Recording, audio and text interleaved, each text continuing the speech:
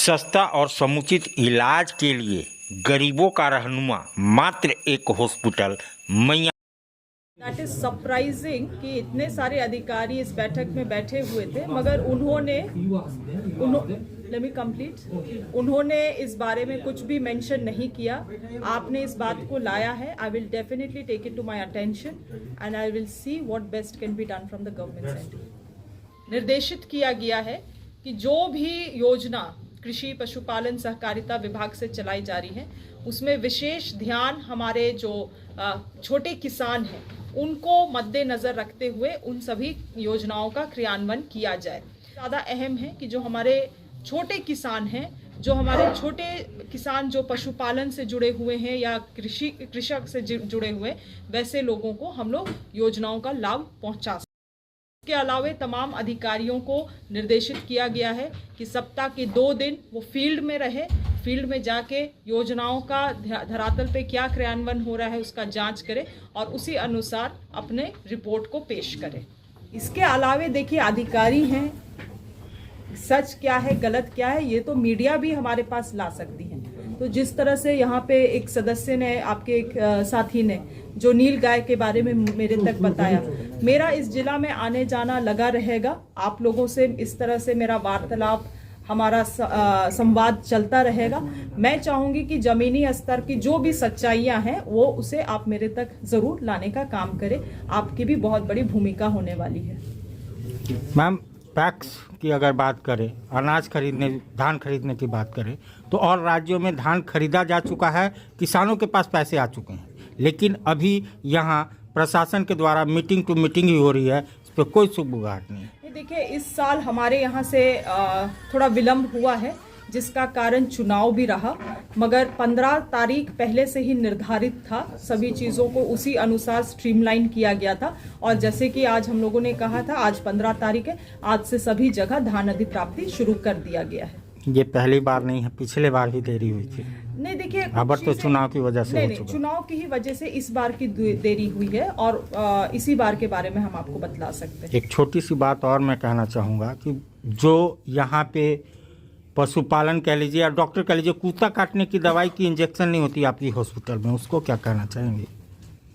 जो कुत्ता काटता है उसके लिए इंजेक्शन दिया जाता है, कोई व्यवस्थाएं नहीं देखने को मिलती है। कुत्ता काटने वाला दवाई तो आपको हॉस्पिटल में ही मिलेगा। वो मैं अगर मंत्री के कारण मैं आपको बता देना चाहता हूँ कि जो इंजेक्शन लगते हैं कुत्ते काटने का कि वो विष ना फैले, वो तक छोटी सी इंजेक्शन नहीं। सर्जन से हम डिस्कस कर लेते हैं क्योंकि ये तो हमारे विभाग में नहीं आता है, मगर फिर भी मैं आई हूँ इस जिला में और इस जिला की परेशानियों को जरूर संज्ञान में लूंगी। मैं सिविल सर्जन से इस बारे में बात करूंगी। उत्पादन पर भी कुछ यहाँ पे मत्स्य उत्पादन का मालूम पड़ा है कि लगभग 5,000 टन यहाँ पे एनुअली हम लोग कर रहे हैं, मगर मुझे लगता है पोटेंशियल पलामू जैसे जिला की अधिक है और हम लोग कर सकते हैं। राज्य की तरफ से हमारा विशेष ध्यान रहेगा मत्स्य उत्पादन को बढ़ाने के लिए, क्योंकि एक बहुत बड़ा मार्केट है। यानी फिश हैचरी को बढ़ाना चाहेंगे? बिल्कुल, पूरे मार्केट को बढ़ाना चाहेंगे हम, उत्पादन से लेके मार्केट लिंकेज तक। हम किसानों को जो योजनाएं मिलती है वो सारा जमीन उनका ऑनलाइन होना चाहिए, चाहे वो सिंचाई योजना हो, ड्रिप योजना हो, लेकिन सारे अंचल कार्यालय में जमीन ऑनलाइन करने के हजारों आवेदन पड़े हुए, उस पर कोई विचार नहीं है। आखिरकार किसान योजना का लाभ लेंगे कैसे? देखिए, झारखंड जैसे राज्य में तो मैं इसके पूरे ही खिलाफ हूँ, लैंड डिजिटलाइजेशन के खिलाफ हूँ। केंद्र सरकार ये योजना लेकर आई है, इसीलिए मैंने इस बात को अपने बैठक में भी कहा था, विगत 2 दिन पहले जो बैठक हुई, कि केंद्र सरकार की कोई भी योजना को हम लोग जैसे हमारे जैसे राज्य में आंख बंद करके लागू नहीं करना चाहिए। आज बताइए, लैंड डिजिटलाइजेशन हुआ है, ये तो आप छोटी सी बात बता रहे हैं। जिन लोगों का आज तक लैंड डिजिटलाइजेशन हुआ नहीं है उनको रसीद तक नहीं मिल रहा है। आप समझ रहे हैं ये कितनी बड़ी समस्या है। और लैंड डिजिटलाइजेशन करने के लिए आपको खतियान का ब्लूप्रिंट चाहिए, पूरा साफ चाहिए। कितने सारे खतियान का क्या हाल है आज के दिन में, उसको हम लोग भी जान रहे हैं। लैंड डिजिटलाइजेशन तो इस जैसे राज्य में कोई ज़रूरत ही नहीं था, मगर तब भी किया गया है और इसके कई सारे कॉन्सिक्वेंसेस हैं। हमारी राज्य सरकार कर रही है चीज़ों को, मगर ये इतना आसानी से सुलझाया नहीं जा सकता है। तो क्या मैनुअल लैंड रिसीट करने की उम्मीद रखी जा सकती है? प्रपोजल तो मैंने पिछले बार विधानसभा में भी इस बारे में डाला था आपने डाला? कि खास करके जो अनुसूचित जिले हैं वहां पे लैंड डिजिटलाइजेशन को प्रमोट ना किया जाए और ऑफलाइन रसीद को काटने दिया जाए, मगर माननीय मुख्यमंत्री जी का जो भी इसमें निर्णय रहेगा आगे हम करेंगे। विधानसभा सत्र के बाद पहली बार मनुमंडल यानी जिला मुख्यालय के आगमन में नेहा तिर्की जी आई थी।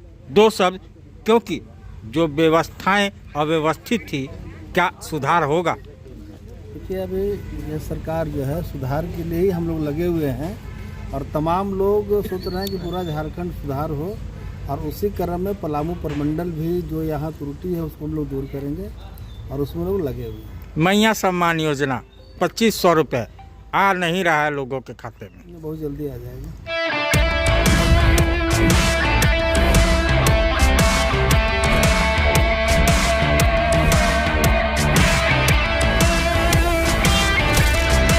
Thar the SUV.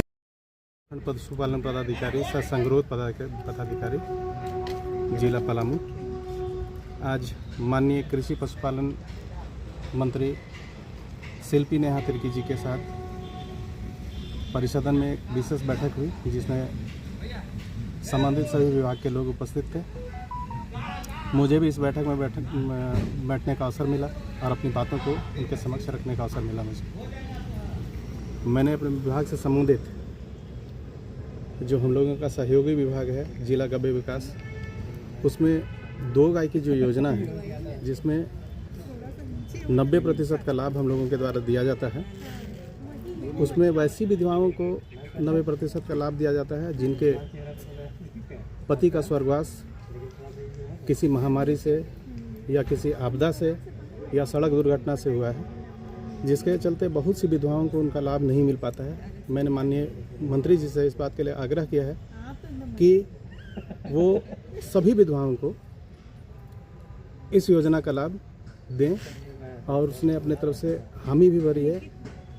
साथ ही साथ यहाँ जो हम लोगों के विभाग में बत्तख पालन का जो योजना है, जो बहुत ही छोटा योजना है, जिसमें हम लोगों के द्वारा 15 चूजा का लाभ लाभुक को दिया जाता है, जो मात्र 1700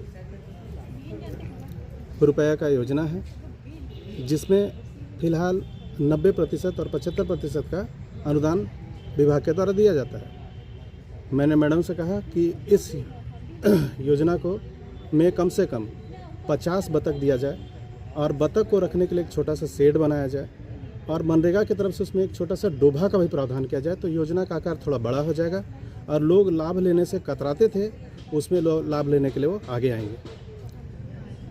दूसरी बात मैंने ये रखा कि यहाँ भेड़ पालन बहुत ज़्यादा होता है, जिसमें यहाँ के गड़ेरिया समाज के लोग लाभ नहीं ले पाते हैं मुख्यमंत्री पशुधन विकास योजना का।